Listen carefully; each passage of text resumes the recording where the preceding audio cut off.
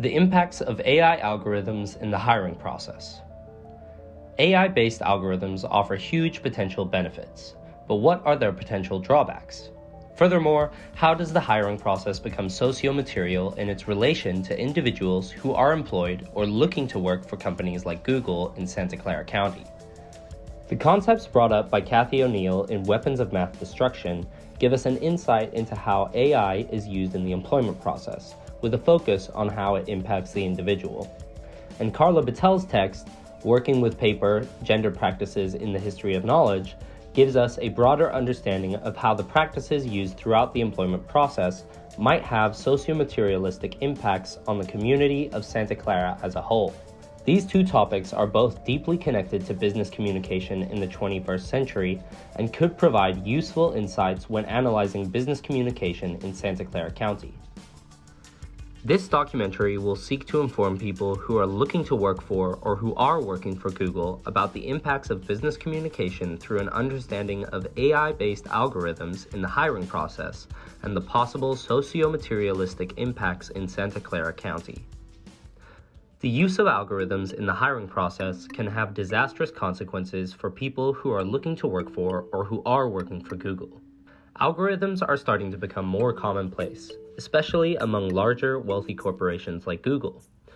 With this, the impacts of them are also becoming more commonplace, so it is vital that we understand them properly. Cathy O'Neil gives us a great introduction in this TED Talk. Algorithms are everywhere. They sort and separate the winners from the losers. The winners get the job or a good credit card offer. The losers don't even get an interview. Everyone uses algorithms, they just don't formalize them in written code. Let me give you an example. I use an algorithm every day to make a meal for my family.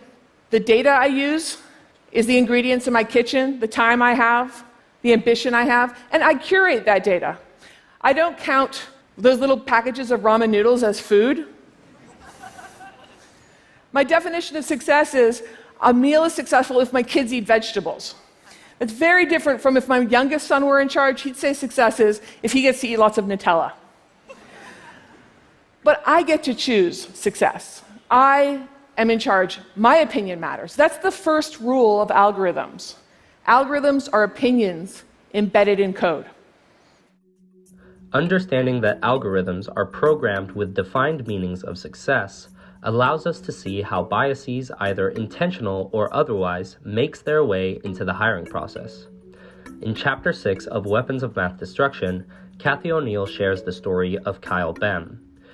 Due to a personality test, Kyle Bem was blacklisted from an employment because of the algorithm created by Kronos, which was being used as a way to screen new hirees. The problem was that it was not just one job he was rejected from. He was repeatedly rejected to multiple jobs. Kyle was lucky to even find out about the personality test, as he had a friend who worked for Kronos who informed him of it. Kyle's case is just one example of how algorithms can be disastrous when used in the hiring process, especially for people like Kyle Bem. The use of algorithms in the hiring process can have massive benefits for people who are working for Google. Understanding the consequences of algorithms is important, as the devastating impacts that they have on people like Kyle Bem are very real. However, the reasons that these algorithms are becoming more commonplace is that they are very efficient and useful when used correctly. The Invisible Web at Work, Artificial Intelligence and Electronic Surveillance in the Workplace, written by Richard A. Bales and Catherine V.W. Stone, mirrors some of Cathy O'Neil's thoughts in Weapons of Math Destruction. According to Richard A. Bales and Catherine V.W. Stone, paper and pencil, or more often today, online tests for measuring job skill, aptitude, or personality have existed for decades. Furthermore, hiring managers using AI algorithms to help them in the hiring process led to them achieving a 15% increase in tenure as compared to managers who did not. This is hugely beneficial for the employees of Google and Google as a company. The longer an employee works for the same company, the more knowledge about the company they gain.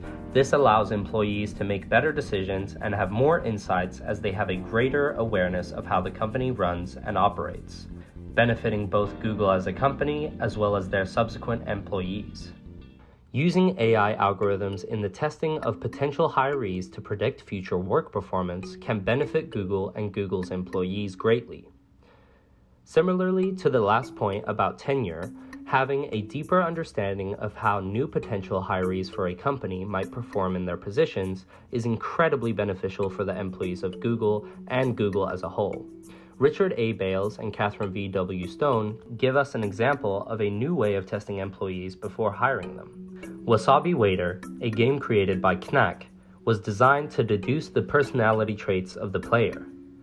The game collects all data points about the entirety of the behavior during the game. Then we analyze that data to extract insight into the intellectual and personal makeup of that person.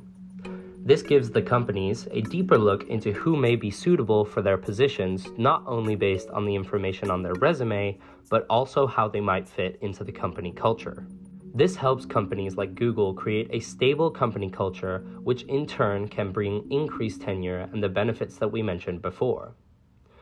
AI algorithms in the hiring process have socio-materialistic impacts on people who are looking to work for or who are working for Google. In Carla Battel's text, Working with Paper, Gendered Practices in the History of Knowledge, there are many examples of how paper is not just a material, but socio-material. Battel states, "In working with paper, we demonstrate that the making and keeping of knowledge were never just about words or writing, but inseparable from material and social practices embedded in daily life." Through the text, Battel provides examples of how paper has been used in a variety of ways by different people throughout history. She shows us how paper can be used to record and store knowledge, but also how it can be used as a tool for social interaction and communication. Today, however, we have digitalized most of the roles that paper was used for in the examples given by Battel. The resume, for example, is often sent as a PDF to a hiring manager or hiring platform when applying for positions. The incident of Kyle Bem in Cathy O'Neill's text is an example of how the use of a resume in PDF format determines the outcome of getting an interview, and in so doing directly impacts Kyle Bem's career opportunities. The digitalized paper thus has a very real social impact on people who are looking to work for or who are working for Google. The socio-material impacts of AI algorithms on individuals serve as a filter of economic wealth. The socio-materialistic impacts shown in Kyle Bem's case have a compounding effect when looking at Santa Clara as a whole. The process of rejecting and accepting potential hirees is not just about how the company like Google might benefit.